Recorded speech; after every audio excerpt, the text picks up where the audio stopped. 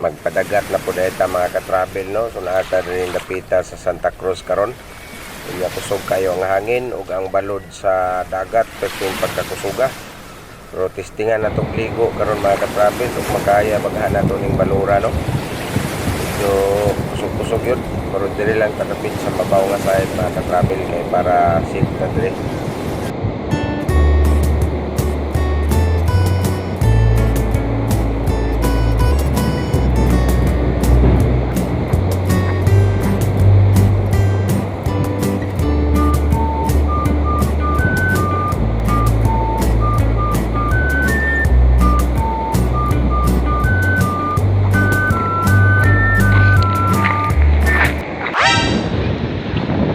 Check sa natong mga kidos dire kung unsa na status nila kay di man sila kaligo sa dagat tungod sa kalusog sa balod.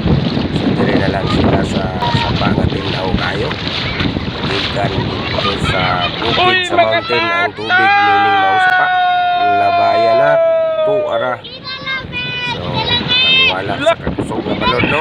Enjoy hapon mga bata dire sa gikan sa bukid sa mountain tinaw kayo.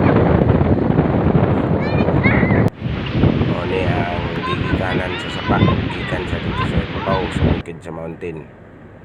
Mao lang ni atong update mga ka-travel. Daghang salamat sa pag-watching. Ingat and God bless everyone.